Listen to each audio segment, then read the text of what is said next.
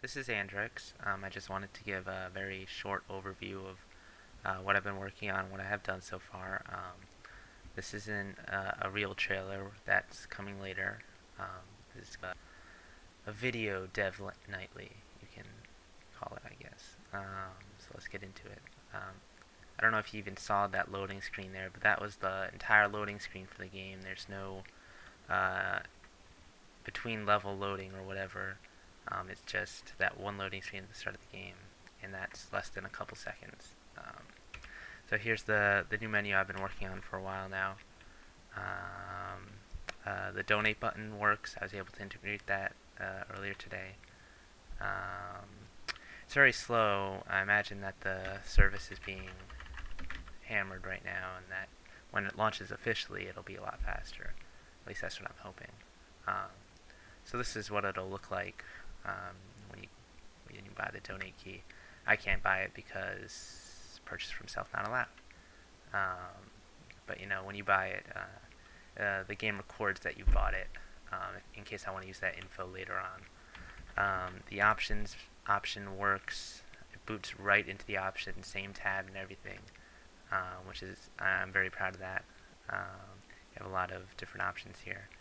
And when you save it, it boots you right back into the game, starts it up with the new settings intact, and allows you to, just it's just very seamless, and I'm very happy with how it turned out.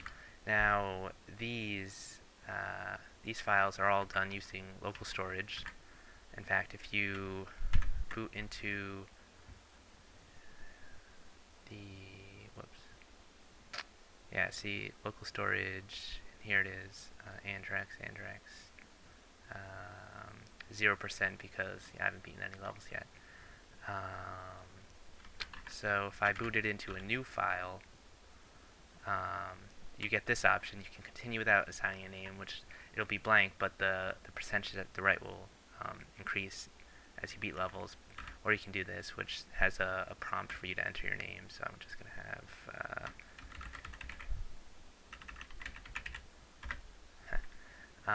this is a leftover from the Leave Me Alone Akihabara demo. This will be completely stripped out by the time the final game's released.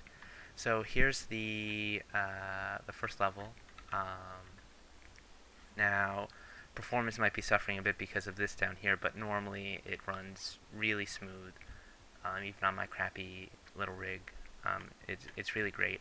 What I'm showing in this video is pretty much how the level will be in the final game. I have still some animations to do when the player robot's falling, and this enemy won't be there.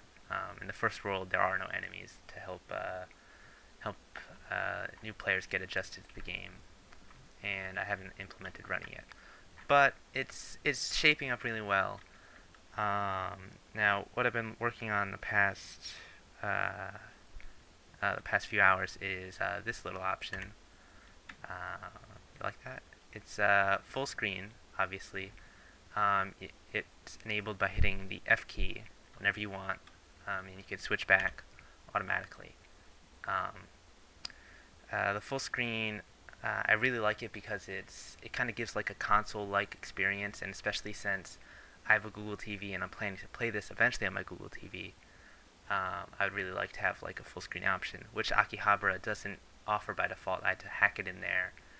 I had to actually go into the source code of the library itself. They didn't provide any methods to, facilitate this. I had to edit the actual code of the engine itself. And there's still some problems right now. Like if you hit F key again, it blacks out. But if you resize the window, it comes back. And what you saw just there was another caveat: is that aspect ratio is not preserved, so you can have some crazy, whatchamacallit. But in full screen mode, I had to bump up the frames per second to 100 frames a second. The normal game runs at 30 because it must be more resource intensive. But it's not going to be a widely, publicized kind of feature. But it's just, it's just something that I think would be nice to have in a game. Having it windowed like this is great sometimes. Having it